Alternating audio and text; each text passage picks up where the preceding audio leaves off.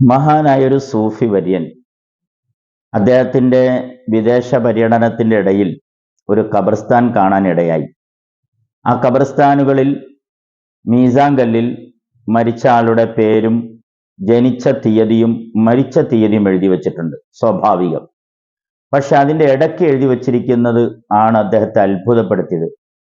അദ്ദേഹം 60 കൊല്ലം ജീവിച്ച ആളാണെങ്കിൽ 30 കൊല്ലം ജീവിച്ചു എന്നും 70 കൊല്ലം ജീവിച്ച ആളുടെ മീസാനിൽ 35 കൊല്ലം ജീവിച്ചു എന്നും 40 കൊല്ലം ജീവിച്ചു മരിച്ച ആളുടെ മീസാൻ കല്ലിൽ 20-25 കൊല്ലം ജീവിച്ചു എന്നൊക്കെ വ്യത്യസ്തമായ രീതിയിൽ എഴുതി വച്ചിരിക്കുന്നതായിട്ട് കാണാൻ സാധിച്ചു. നാട്ടുകാരോട് അദ്ദേഹം ചോദിച്ചു, ഇതെന്താണ്, അത്ഭുതപ്പെടുത്തുന്നല്ലോ. അവർ പറഞ്ഞു, ഈ കിടക്കുന്ന ആളുകൾ ഭൂമിയിൽ മനസ്സമാധാനത്തോടെ എത്ര കൊല്ലം ജീവിച്ചു എന്നാണ് എഴുതി വച്ചിരിക്കുന്നത് എന്ന്. എത്രയോ വലിയ യാഥാർത്ഥ്യമാണ്.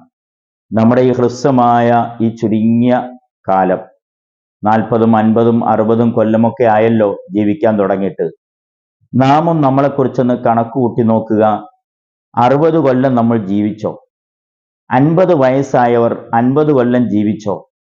40, 30 വയസ്സായവർ 30, 40 കൊല്ലമായോ ജീവിക്കാൻ തുടങ്ങിയിട്ട്? അല്ല, അതിൻ്റെ പകുതി പോലും ജീവിച്ചിട്ടില്ല.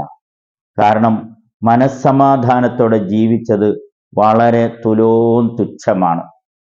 പരസ്പരം വഴക്കടിച്ചും സ്നേഹമുള്ളവർക്കിടയിൽ ഭിന്നിപ്പുണ്ടാക്കിയും അവർക്കിടയിൽ കുത്തുവാക്കുകൾ പറഞ്ഞും പരദൂഷണം പറഞ്ഞും നമീമത്ത് പറഞ്ഞും ഇങ്ങനെ വഴക്കടിച്ചും പിണങ്ങിയും ഒക്കെയല്ലേ ജീവിക്കുന്നത്.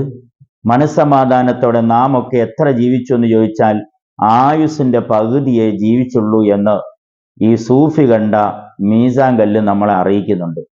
ഉള്ള കാലം വഴക്കുകൾ മാറ്റിവെച്ച് പിണക്കങ്ങൾ മാറ്റിവെച്ച് നാം സ്വസ്ഥതയോടെ സമാധാനത്തോടെ ജീവിക്കാൻ ശ്രമിക്കുക എന്ന് മാത്രം മനസ്സിലാക്കുക. സൃഷ്ടാവ് നമ്മെ എല്ലാവരെയും മനസ്സമാധാനത്തോടെ ജീവിക്കാൻ അനുഗ്രഹിക്കട്ടെ എന്ന് പ്രാർത്ഥിക്കുന്നു.